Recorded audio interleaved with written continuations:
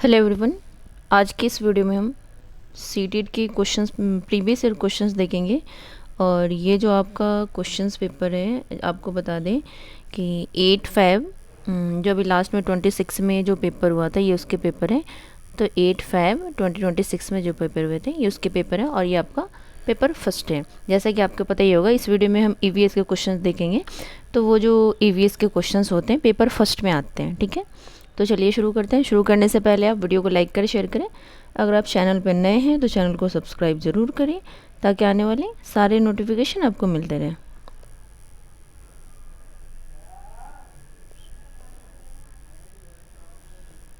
Government ने तो ये कर दिया है कि अब तो सीटेट जो टीचर है उनके लिए भी, पहले था ऐसा था कि 3 इयर्स का टाइम दिया गया था, 2 इयर्स का, अब तो 3 इयर्स का दे दिए गए। उनको भी सीटेट क्वालिफाई करना पड़ेगा। तो उसके लिए ज़्यादा कुछ, क्योंकि सीटेट कोई बड़ी चीज़ है नहीं कि आप नहीं कर सकते हैं।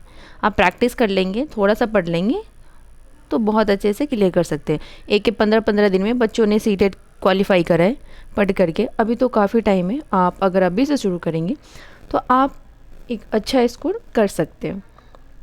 क्वेश्चन नंबर 61 से आपका ईवीएस का क्वेश्चन शुरू होता है।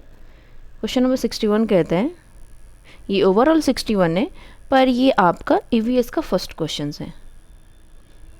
क्वेश्चन नंबर फर्स्ट कहता है, जैसे कि पहले ऐसा पेपर में क्या होता था कि अजम्पशन रीजन वाले क्वेश्चंस कम आते थे, अब ज़्यादा आने लगे हैं, इसकी नंबर बढ़ गई हैं। तो इसमें क्या होता है ना कि अजम्पशन रीजन, कथन और कारण वाले क्वेश्चंस में ना थोड़ा टाइम ज़्यादा लग जाता है, जिसके लिए अगर हम प्रैक्टिस करेंगे तो हो जाएगा। क्वेश्चन नंबर 61 कहता है, कथन कहता है, काम करने वाली जो मधुमक्खियों के बिना ना तो छत्ता बनेगा और ना ही शहद इकट्ठा हो पाएगा, ठीक है। कारण इसका कहता है, जो नर मक्खी होती है छत्ते के लिए बहुत खास काम करती है। तो आप बता सकते हैं कि इसका सही आंसर क्या होगा। ये बात तो सही है, रीजन जो सही गई, without worker bee there would be neither beehive nor any nectar collection. मतलब काम करने वाली जो मधुमक्खियों के बिना ना तो छत्ता बनेगा और ना ही शहद इकट्ठा हो पाएगा। ऑफ कोर्स वही काम कर रही है ना, जब वो काम नहीं करेंगी तो ये काम नहीं हो पाएगा, इसलिए आपका फर्स्ट सही हो जाएगा। सेकंड रीज़न कहता है, the male bee have very special role as worker. पर इसमें क्या होता है ना, मेल काम नहीं करते हैं, तो ये जो आपका जो कारण कह रहा है वो गलत हो जाएगा। तो ए सही है, आर गलत है। तो कौन सा ऑप्शन होगा? Option number first is the right answer. A सही है किंतु आर गलत है। नेक्स्ट क्वेश्चन पे चलते हैं। क्वेश्चन नंबर 62 मतलब सेकेंड क्वेश्चन कहते हैं, निम्नलिखित में से कौन सा शिक्षण शास्त्र पर्यावरण अध्ययन के भोजन थीम को सीखने के लिए उपयुक्त नहीं होना चाहिए। मतलब जो गलत है वही सही है, क्योंकि पूछा ही गलत है, ठीक है। फर्स्ट कहते हैं, बच्चों की कल्पना शक्ति को प्रोत्साहित करें जिससे उन्हें ज्ञान की रचना को मौका मिले। बात तो सही है, लेकिन आपसे पूछ क्या रहा है जो सही नहीं है। बच्चों को पाचन तंत्र का नामांकित चित्र बनाने के लिए प्रेरित करें। ये तो थोड़ा निगेटिव लग रहा है, ये इससे ज़्यादा कुछ फ़ायदा होगा नहीं। बच्चों से अपना चित्र बनाने को कहें और चित्र में उनके मुंह से खाना कहा जाता है अपने मन से बनाने को कहना। फोर्थ कहता है, शिक्षक यह कोशिश करेगी बच्चे अपने खुद के विचार बताएं। बात तो ये भी सही है, तो आपका जो सही आंसर हो जाएगा option number second is a right answer. First third fourth तो सही है, पर जो सेकेंड है वो गलत है। नेक्स्ट क्वेश्चन पे चलते हैं। क्वेश्चन नंबर 63 कहता है, ये भी आपके स्टेटमेंट वाले क्वेश्चंस आ गए। ये कहता है, नीचे कथन ए और बी पर विचार करना है आपको। ए कहता है, स्लॉथ दिन के करीब 20 घंटे सोते हैं। एक स्लॉथ एक जानवर है जो पेड़ पे उल्टा लटक के सोता है। तो आपसे ये पूछा जा रहा है कि ये दिन के कितने घंटे सोते हैं। तो आपका कथन कहता है कि कम से कम जो स्लॉथ होते हैं 20 घंटे सोते हैं। और कथन बी कहता है, लगभग जीवन के 20 वर्षों के अपने पूरे जीवन में वो मुश्किल से 5 पैरों तक ही घूम पाते हैं। तो आप बता सकते हैं इसका सही आंसर क्या होगा। ऐसा तो नहीं है कि पैरों पे, मतलब पूरे लाइफ में वो सिर्फ 5 ही पैर तो घूम पाते हैं, क्योंकि हाँ ये मान सकते हैं कि उसको सोने का टाइम ज़्यादा होता है पर उसके खाने का टाइम कम होता है, ये हकीकत है। और वो पैर पे उल्टा लटक के सोया करते हैं। तो आपका ए भी गलत हो जाएगा, बी भी गलत हो जाएगा। जब दोनों गलत है, ये तो होगा नहीं, इसमें एक सही है, ये भी नहीं होगा। तो इसका सही आंसर हो जाएगा option number 4 is the right answer. Next question पे चलते हैं। क्वेश्चन नंबर 64 कहता है, यहाँ आपको कॉलम को मैच करना है, ये आपसे पूछा जा रहा है। क्वेश्चन नंबर 64 कहता है choose the correctly matched pairs, मतलब सही सुमेलित युग्म का चयन कीजिए। आप इधर क्या दे रखा है, जहाँ बोली जाती है राजा, अच्छा आपकी लैंग्वेज है और जहाँ बोली जाती है वो है, तो आप बता सकते हैं कि इसका सही आंसर क्या होगा। ए सेकेंड, मलयालम कहाँ बोली जाती है, तो केरल में बोली जाती है, ठीक है। ए का सेकेंड हो जाएगा आपका। कोंकणी कहाँ बोली जाती है, गोवा में बोली जाती है। बी का फर्स्ट हो जाएगा। मराठी कहाँ बोली जाती है, ऑफ कोर्स महाराष्ट्र में बोली जाती है। सी का 5 हो जाएगा, ठीक है। और गुजराती कहाँ बोली जाती है, गुजरात में। जैसे आपको कोई नहीं याद रहे तो आपको इतना तो याद था कि मराठी महाराष्ट्र में बोली जाती है एंड गुजराती गुजरात में बोली जाती है। अब आ गया आपका कन्नड़। फर्स्ट का क्या था, फर्स्ट का बी सेकंड था, ए का सेकंड है, बी का फर्स्ट है। ए का सेकंड इसमें नहीं है, ये भी नहीं, ये भी नहीं है। आपका सही आंसर हो जाएगा option number 4 is the right answer.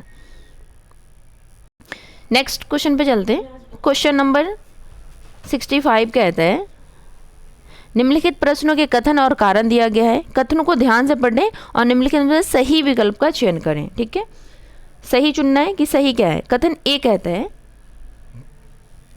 समुदायों का सांस्कृतिक स्रोत भी बच्चे के अधिगम के लिए बहुत ज़रूरी है। लोक कथाएँ, लोकगीत, चुटकुले, कला आदि बच्चे की भाषा और उसके ज्ञान को समृद्ध बनाते हैं। क्या ये बात सही है? बात तो सही लग रही है कि सब हेल्प करते हैं बच्चे के लर्निंग में। कारण कहता है बच्चे का स्थानीय परिवेश केवल भौतिक या प्राकृतिक ही नहीं होता, बल्कि उसका सामाजिक सांस्कृतिक परिवेश भी स्थानीय होता है। तो आपका जो सही आंसर हो जाएगा option number 3 is the right answer. कथन और कारण दोनों सही है और कारण कथन का सही व्याख्या है। नेक्स्ट पे चलते हैं। क्वेश्चन नंबर 66 कहता है दिए गए कथनों को ध्यानपूर्वक पढ़ें एवं सही विकल्प का चयन करें। कथन कहता है एक कोशिका में केंद्र में स्थित विशिष्ट गोलाकार संरचना केंद्र कहलाती है, ठीक है। कारण कहता है केंद्रक जैली जैसे संरचना से घिरा होता है जिससे एक कोशिका द्रव्य होता है। ये तो लग रहा है नया नया क्वेश्चन पूछ दिया है। तो आप बताइए इसका सही आंसर क्या होगा। तो इसका सही आंसर हो जाएगा, कथन तो आपका सही है, ये सही है कि एक कोशिका में केंद्र में स्थित विशिष्ट गोलाकार संरचना केंद्रक कहलाती है। कारण कह रहे हैं केंद्रक जैली जैसी संरचना से घिरा होता है जिसे कोशिका द्रव्य कहते हैं। तो इसका सही आंसर हो जाएगा option number 4 is the right answer. दोनों सही है लेकिन व्याख्या नहीं करता है, स्पष्टीकरण नहीं कर रहे हैं, स्पष्टीकरण नहीं है, ये दोनों अलग अलग बातें हो गई। नेक्स्ट क्वेश्चन पर चलते हैं। क्वेश्चन नंबर 67 कहता है इसको भी पढ़ना है। नीचे दिए कथन ए और बी को विचार कीजिए। कथन ए कहता है जानवर जिनके कान दिखाई देते हैं उनके शरीर पर बाल होते हैं, ऐसे जानवर बच्चों को जन्म देते हैं। बी कहता है जानवर जिनके कान दिखाई नहीं देते और जिनके शरीर पर बाल नहीं होते वो अंडे देते हैं। इसमें से क्या करना है, सही कोड को चुनना है आपको। तो इसका सही आंसर हो जाएगा ऑप्शन नंबर कि जो जानवर जिनके कान दिखाई देते हैं और उनके शरीर पर बाल भी होते हैं, ऐसे जानवर क्या कहते हैं, जन्म देते हैं। और जिनके कान नहीं दिखाई देते हैं और शरीर पर बाल नहीं होते वो अंडे देते हैं। Option number 3 is a right answer. Question number 68 देखते हैं।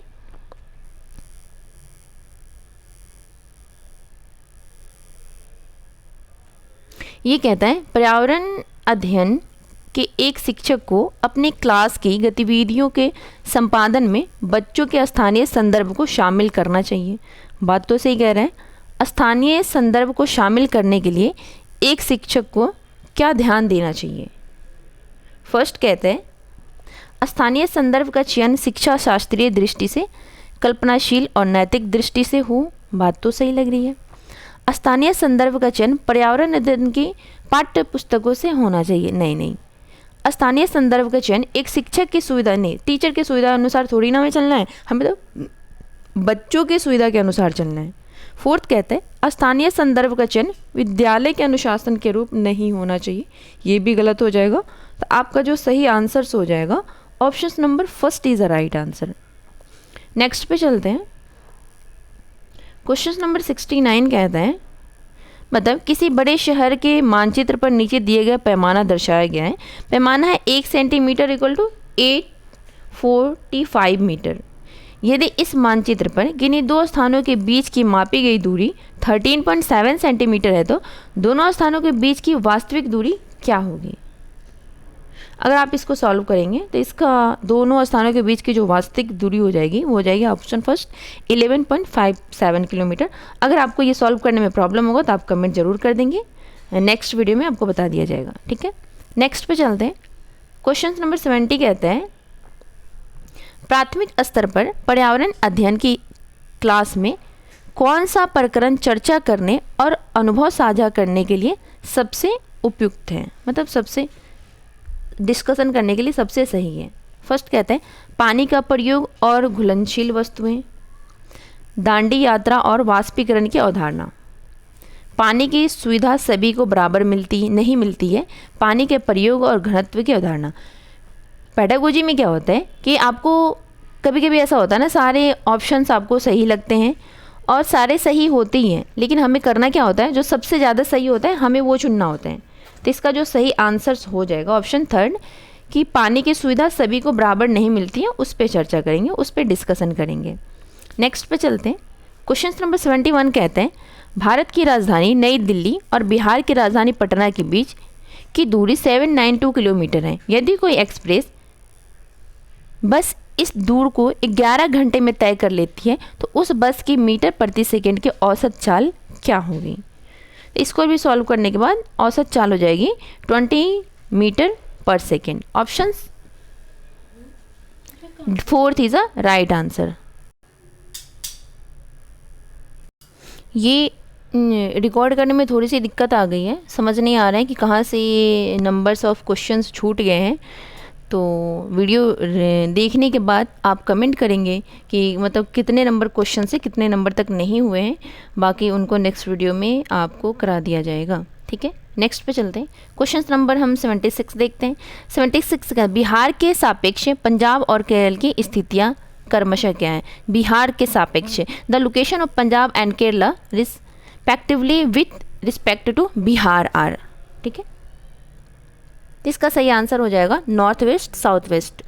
ऑप्शन मान लो ये बिहार है, ठीक है, तो गुजरात इधर आ जाएगा आपका और जो केरल है नीचे आ जाएगा, तो ये आपका नॉर्थ वेस्ट हो गया, ये आपका साउथ वेस्ट हो गया। Option number second is the right answer. Question number 77 कहता है कथन तथा कारण को ध्यान से पढ़े। एक कहता है अगर अलग अलग क्षेत्रों का इतिहास देखें तो हमें पता चलेगा कि किस तरह विभिन्न सांस्कृतिक प्रभावों ने वहाँ के जीवन और सांस्कृतिक को आकार देने में मदद किया है। आर कहता है किस तरह से कई क्षेत्र अपने विशिष्ट इतिहास के कारण विविधता संपन्न हो जाते हैं, उदाहरण के लिए लद्दाख एवं केरल। निम्नलिखित में से सही विकल्प का चयन करना है और आपको सही आंसर्स बताने हैं। तो इसका सही आंसर हो जाएगा option number third is the right answer. दोनों सही है और व्याख्या भी करता है। नेक्स्ट पे चलते हैं। क्वेश्चन नंबर 78 कहते हैं अजय पर्यावरण अध्ययन मतलब EVS का एक शिक्षक है, टीचर है, वो अपनी क्लास में भूमिका निर्वहन की गतिविधि करना चाहता है। कौन सा मुद्दा बच्चों के लिए भूमिका निर्वहन के लिए सबसे सही है ना, अप्रोप्रिएट है? तो फर्स्ट कहता है जल वाष्पीकरण, बीजों का अंकुरन, एक परिवार जिसे पानी के टैंकर से हर रोज सिर्फ 2 बाल्टी पानी मिलता है, विभिन्न पदार्थ की घुलनशीलता का प्रदर्शन। तो आप बता सकते हैं कि क्वेश्चन नंबर 78 का सही आंसर क्या होगा। तो इसका सही आंसर हो जाएगा option number third is the right answer. एक परिवार जिसे पानी के टैंकर से हर रोज साफ बाल्टी पानी मिलता है, 2 बाल्टी पानी मिलता है। नेक्स्ट पे चलते हैं। क्वेश्चन नंबर 79 कहते हैं प्राथमिक स्तर पर पर्यावरण अध्ययन की क्या सार्थकता है? निम्नलिखित में से सबसे उपयुक्त विकल्प चुनें। फर्स्ट कहते हैं यह बाल केंद्रित है। क्या ये बात सही है? बात तो सही है, यह बाल केंद्रित है, लेकिन जब ए सही है तो हम ये देखेंगे किस किस ऑप्शंस में ए है। जिस ऑप्शंस में ए नहीं होगा वो आपका आंसर नहीं होगा।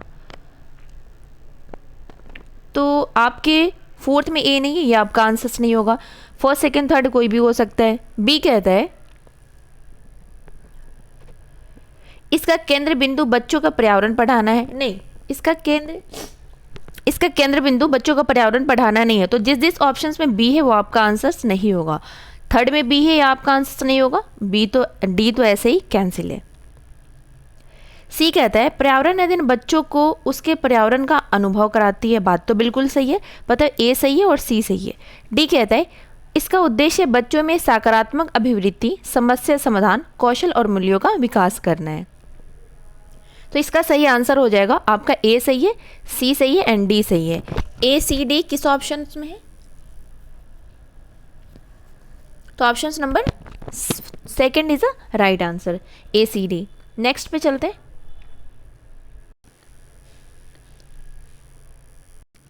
नेक्स्ट क्वेश्चन पे चलते हैं। क्वेश्चन नंबर 80 कहते हैं निम्नलिखित में से कौन सा औजार की मदद से कर्नाटक राज्य में प्याज को इस सूखे पत्तों से अलग किया जाता है? कितना बेसिक, कितना इजी क्वेश्चन है। तो इसका जो सही आंसर हो जाएगा option number fourth is a right answer, उसे हम इगले कहते हैं, इलिगे। नेक्स्ट क्वेश्चन पे चलते हैं। क्वेश्चन नंबर 81 कहते हैं क्लास फोर्थ के एक ईवीएस के टीचर ने अपनी क्लास को बच्चों के विभिन्न समूहों से यात्रा विषय पर लेटर बॉक्स बनाने को काम करवाया। लेटर बॉक्स का मॉडल बनाने को काम के दौरान शिक्षक ने उनके काम का आकलन भी किया। शिक्षक ने बच्चों के इस गतिविधि के लिए कौन सा आकलन का उपकरणों का उपयोग किया होगा? तो फर्स्ट कहते हैं चेकलिस्ट और उपलब्धि परीक्षण और व्याख्यानात्मक उपाख्यानात्मक अभिलेख, कार्यपत्रक या पोर्टफोलियो। तो इसका सही आंसर हो जाएगा option number fourth is the right answer, portfolio. Next question पे चलते हैं। क्वेश्चन नंबर 82 कहता है मैं रेगिस्तान इलाके में पाया जाने वाला एक पेड़ हूँ। मुझे ज़्यादा पानी की ज़रूरत नहीं होती है, मेरी लकड़ी को कीड़े नहीं लगते और मेरे छाल से दवाइयाँ बनाई जाती हैं। बताएं कि मैं कौन हूँ? कौन सा सही है आपको ये बताना है। खेजड़ी पेड़, खजूर का, राजस्थान में खजूर का पेड़ तो नहीं होता ना, एक्सिया बबूल भी नहीं होता है। रेगिस्तान ओक आप बता सकते हैं फर्स्ट होगा या फोर्थ होगा। तो इसका जो सही आंसर हो जाएगा option number first is the right answer, खेजड़ी पेड़ मतलब खेजड़ी ट्री। नेक्स्ट पे चलते हैं। क्वेश्चन नंबर 83 कहते हैं रिक्त स्थान को भरना है हमें, फिल इन द ब्लैंक्स को फिल करना है। फर्स्ट कहता है यूरिया, अकार्बनिक उर्वरक, गाय का गोबर। ये कहता है। अब गेंद कहता है प्राकृतिक आसंजक डैश कृत्रिम आसंजक। सही विकल्प का चयन करना है। तो इसका सही आंसर हो जाएगा option number first is a right answer. यह आपका खाद हो जाएगा, यह आपका फेविकॉल हो जाएगा।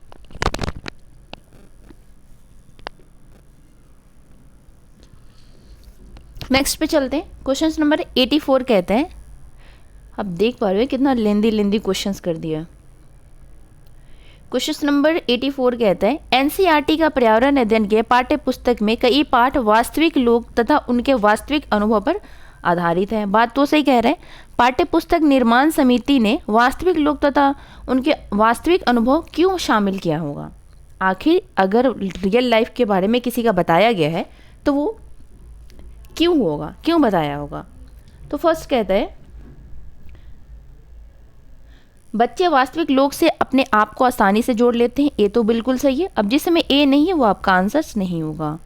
बी कहता है पर्यावरण अध्ययन के दौरान बच्चे के साथ उनके अनुभव को शामिल करके उनके विचारों पर चर्चा की जा सकती है। बी भी सही है। और जिसमें बी नहीं है वो भी आपका आंसर नहीं होगा। यह विचार सुदृढ़ करने में सहायता मिलती है। पर्यावरण अध्ययन केवल कक्षाओं में एक पाठ्य पुस्तकों से ही हो सकता है।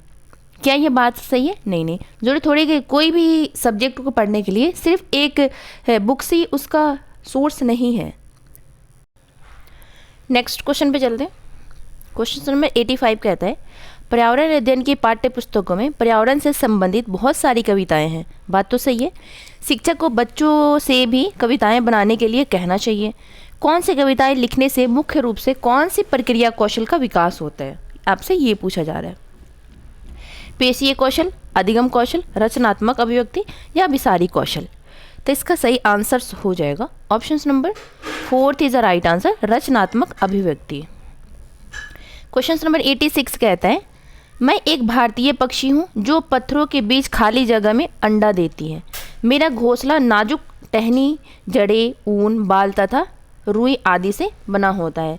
बताइए कि निम्नलिखित में से कौन हो। निम्नलिखित में से सही उत्तर का आपको चयन करना है। कठफोड़वा, भारतीय मोर, कलचिड़ी या कौवा।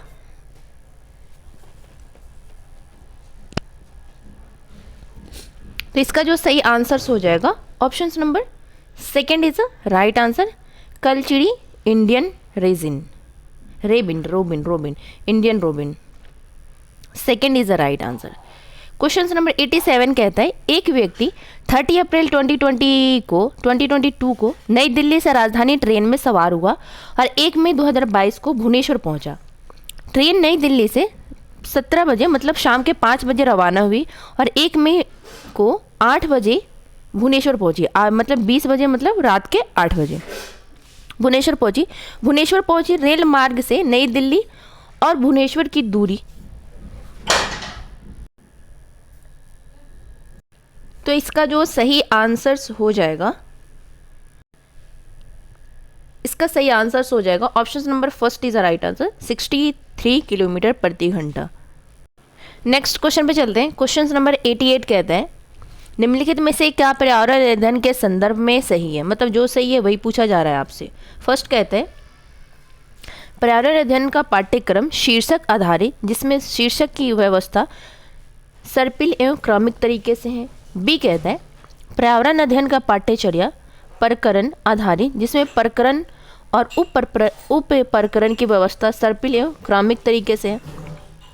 पर्यावरण अध्ययन का पाठ्यचर्या एकीकृत है। पाठ्यक्रम के प्रत्येक पाठ्य मुख्य अवधारणा से शुरू ना होकर मुख्य प्रश्नों से शुरू होता है। तो आप बता सकते हैं इसका सही आंसर क्या होगा। तो इसका जो सही आंसर हो जाएगा option number first is the right answer, B, C and D. A आपका नहीं होगा। नेक्स्ट पे चलते हैं। क्वेश्चन नंबर 89 कहते हैं एक टीचर अपनी क्लास में एक प्रयोग का प्रदर्शन करके दिखाता है। एक शिक्षक अपनी क्लास में एक प्रयोग का प्रदर्शन करके दिखाता है कि किस प्रकार की एक शीशे आईना के ऊपर सांस छोड़ने से वह धुंधला हो जाता है। इस प्रयोग के द्वारा पर्यावरण शिक्षण को कौन सा सामान्य उद्देश्य की प्राप्ति किया जा रहा है। सांस लेने और छोड़ने की अवधारणा को समझना, बच्चों को प्रयोग प्रदर्शित करके सिखाना, अवलोकन, वर्गीकरण, निष्कर्ष निकालने आदि प्रक्रियाओं के माध्यम से बुनियादी संज्ञानात्मक और गत्यात्मक कौशल प्राप्त करने के लिए खोजबीन से जुड़ी और हाथों से करने वाले कार्य में बच्चों को संलग्न करना। तो बात तो सही है, बच्चों को हवा, ठंडी या गर्म की अवधारणा नहीं। ये थर्ड के अंदर ना सारे ऑप्शंस आपके आ जाते हैं। तो इसका सही आंसर हो जाएगा option number third is the right answer.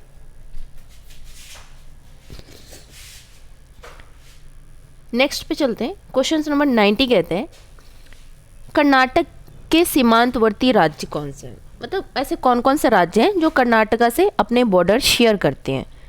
तो उड़ीसा, छत्तीसगढ़, केरल नहीं होगा। आंध्र प्रदेश, तेलंगाना, उड़ीसा, केरल, आंध्र प्रदेश। हाँ, इसका सही आंसर हो जाएगा option number third is the right answer, Kerala, Andhra Pradesh and Telangana. Chhattisgarh नहीं है। तो इस वीडियो में इतना ही। इस वीडियो में हमने मतलब ईवीएस के 30 क्वेश्चंस करे हैं। कुछ क्वेश्चंस ऐसे हैं जो बीच में छूट गए। नेक्स्ट वीडियो में देख करके नेक्स्ट वीडियो में उसको करा दिया जाएगा। आपको टेंशन लेने की ज़रूरत नहीं है। मिलते हैं आपसे नेक्स्ट वीडियो में। वीडियो को लाइक करें, शेयर करें। अगर आप चैनल पर नए हैं तो चैनल को सब्सक्राइब जरूर करें। Thank you.